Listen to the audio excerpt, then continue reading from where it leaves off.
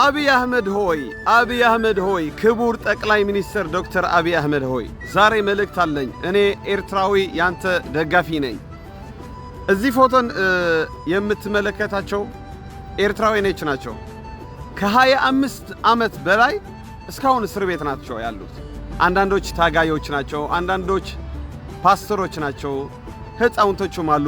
ከዚህ በላይ ብዙ እስረኞች አሉ ኤርትራ ውስጥ ማለት ነው። እና እስር ቤቱ በጣም ከባድ ነው።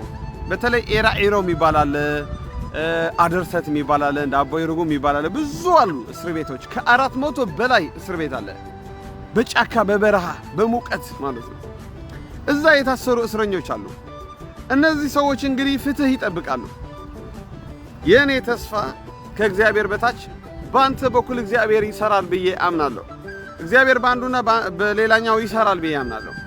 የግድ እግዚአብሔር በእኛ ኤርትራኖች ነው ነፃ የሚያወጣቸው ብዬ እኔ አላምንም። እግዚአብሔር በፈለገው ይሰራል ብዬ አምናለሁ፣ በፈለገው። ስለዚህ አብይ አህመድ ሆይ ድረስላቸው እባክህ። እኛ ኤርትራውያኖች ፍትህ ፈላጊዎች ነን። የኢትዮጵያውያኖች ወገኖቻችንን እንወዳቸዋለን፣ እናከብራቸዋለን። የእኛ ጠላት ኢሳያስ ብቻ ነው። ብዙ ጊዜ ነግረናል። የእኛ ጠላት ኢሳያስ ብቻ ነው። ክቡር ጠቅላይ ሚኒስትር ዶክተር አብይ አህመድ ሆይ እባክህ ድረስላቸው። በጣም ነው የሚያሳዝኑ። በጣም አንዳንዶች ፍትህ ስላሉ ምንም ኃጢአት የሌለባቸው፣ አንዳንዶች ወንጌል ስለመሰከሩ በእምነታቸው ምክንያት ብቻ እና አንዳንዶች ጋዜጠኞች በጣም ያሳዝናሉ። በጣም ልጆቻቸው አንዳንዶች የሉም ማለት ዘኽተም ይባላል በትግርኛ። ያለ አባትና ያለ እናት እያደጉ ነው አንዳንዶች ልጆች። በቃ ተለይታቸዋል። ከየቤታቸው እየወሰደ ኢሳያስ እንፈልጋቸዋለን ኑ እያለ እንዳለ ጉድጓድ አሰፈራቸው። ስለዚህ ክቡር ጠቅላይ ሚኒስትር አብይ አህመድ ሆይ ድረስላቸው፣ እባክህ ድረስላቸው። ልክ በሶሪያ እንዳጋጠመ፣ በሶሪያ ምንድነው ያጋጠመ? ብዙ እስረኞች ሲፈቱ አይተናል። ከጨለማ ሲወጡ ከጉድጓድ ለብዙ ዓመታት የታሰሩ። ልክ አሳድ ከስልጣኑ ሲባረር ሶሪያ ፀሐይ ወጣለች።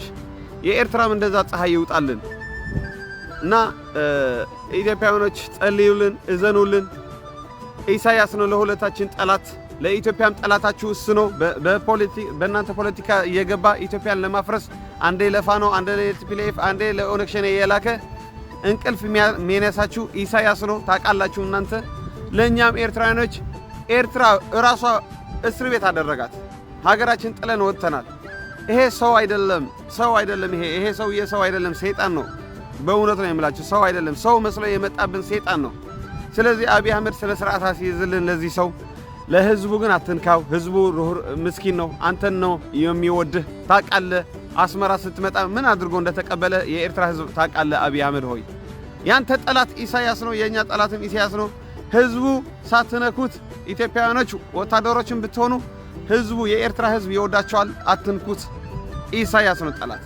ለሻዕቢያ አባርሩልን፣ ያዙልን፣ ስነ ስርዓት አዝዩልን። ለዚህ እስረኞች ደግሞ ከእስር ቤት እንዲወጡ በጸሎት አግዙን። የምትችሉት ነገር ደግሞ ከጎናችን ከብርጌድ ንሓመዱ መቆም አለባችሁ። እኔ ያሳዝኑኛል፣ በቃ ያሳዝኑኛል።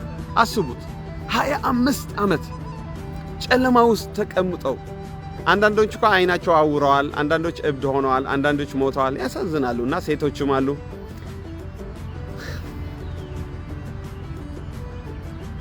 እኔ በጣም ነው የምናደደው። የሰው ልጅ እንዴት 30-25 ፍርድ ቤት ሳታቀርበው ጨለማ ላይ ትጥለዋለህ? እንዴት? በጣም ለኔ በጣም ነው የሚያናድደኝ። እስር ቤት ምን እንደሆነ ታውቃላችሁ? አንድ ቀን እንኳን ታስረ እስር ቤት ከባድ ነው። 25-30 ዓመት የታሰሩ አሉ ምስኪኖች። እባክህ አብይ አህመድ ሆይ ፍትህ እንዲወጣላቸው እግዚአብሔር ሊጠቀምበት ስለሚችል ፈጥነህ ለነዚህ ድረስላቸው። እኛ አዲስ ትውልድ ብርጌድ ንሓመዱ ሰማያዊ ሪቨሌሽን ብሉ ሪቨሌሽን ካንተ ጋር ነን። እንወድሃለን፣ እናከብርሃለን። እጅ ለእጅ ተያይዘን ኤርትራና ኢትዮጵያ እናድጋለን። ጠላቶቻችን ቲፒኤልኤፍ እና ሻዕቢያ ሲወድቁ አብረን እንደምቃለን፣ አብረን ወደፊት እንሄዳለን። ባውንደሪ የሚባል ዘመን አይመጣም። በእኛ ዘመን ክፍት ይሆናል። እንደፈለግን እንወጣለን፣ እንደፈለግን እንገባለን። በእኔ ዘመን ይሄ ነው ማየት የምፈልገው። በቃ ወደቡ ላይ ትልልቅ ኢንቨስትመንት እየተደረገ ትልልቅ ፋብሪካዎች፣ ትልልቅ ሆቴሎች እየተሰሩ በቃ ኤርትራውያንና ኢትዮጵያውያን አብረን